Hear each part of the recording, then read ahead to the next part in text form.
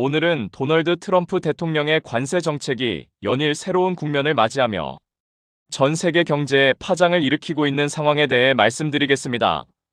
트럼프 대통령은 자신의 관세 정책이 큰 효과를 거두고 있다며 미국 기업들이 속속 돌아오고 있다고 주장하고 있습니다. 이번 주 기자회견에서 트럼프 대통령은 관세가 없었다면 오지 않았을 기업들이 미국으로 오고 있다며 관세 효과가 미국을 부유하게 만들고 있다고 자화자찬했습니다. 더 나아가 트럼프 대통령은 이러한 관세를 더욱 세분화하고 높은 관세를 부과하겠다며 새로운 정책을 발표할 준비를 하고 있습니다.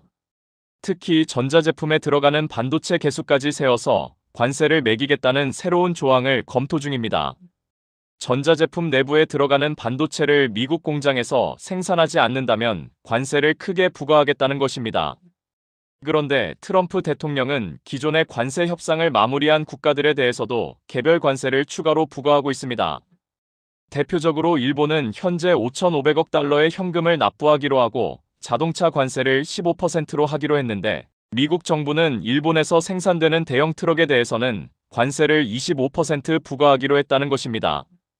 트럭은 자동차의 범주에 포함되지 않는다며 일본 당국을 발칵 뒤집어 놓았습니다.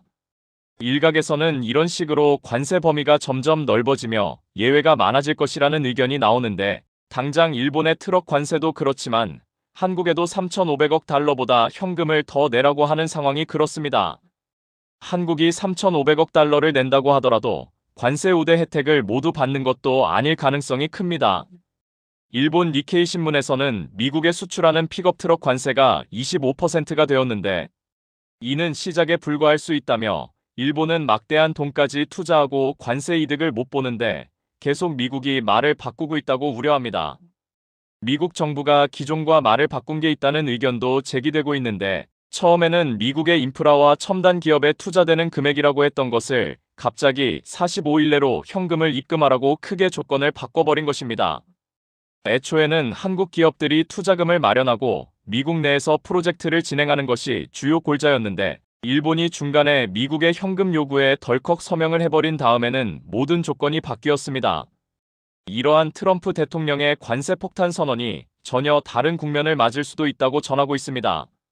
당장 미국이 압박해서 공장을 짓는 첨단 기업들부터 미국 투자를 멈추고 차라리 관세를 낸다고 하고 있는데, TSMC의 경우 미국 공장을 가동한 지 1년 6개월가량 지났는데 누적 적자가 1조 7천억 원에 달하고 있습니다. 한국인들과 대만인들이 자신만의 특성으로 반도체 사업을 키워왔다는 점도 중요합니다.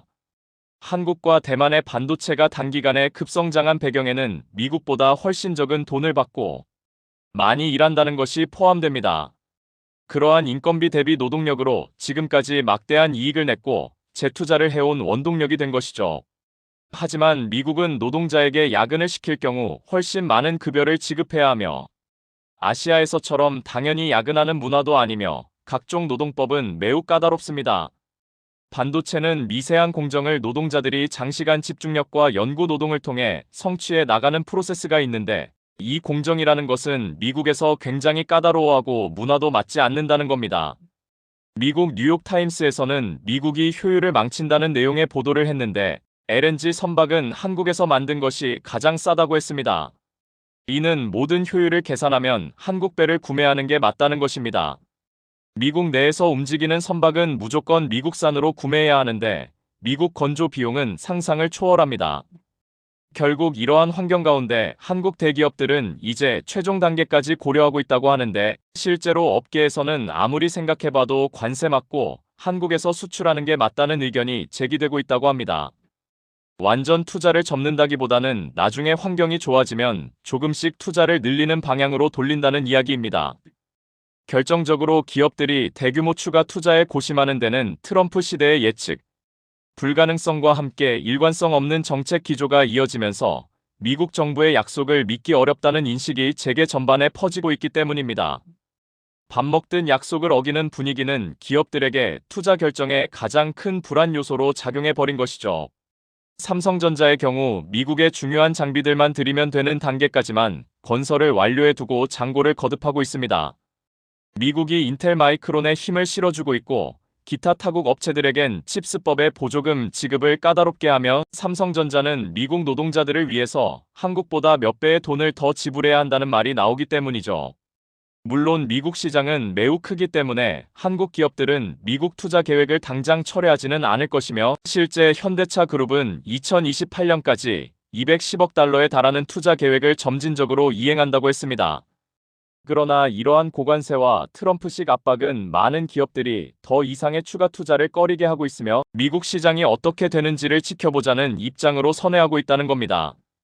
결국 트럼프 대통령의 관세 정책은 단기적으로는 미국 정부의 수입을 늘릴 수 있을지 모르지만 장기적으로는 글로벌 공급망을 왜곡시키고 동맹국들과의 신뢰를 훼손시키며 오히려 미국 경제의 경쟁력을 약화시킬 수 있다는 우려가 커지고 있습니다. 앞으로 이러한 정책이 어떤 결과를 가져올지 전 세계가 주목하고 있습니다.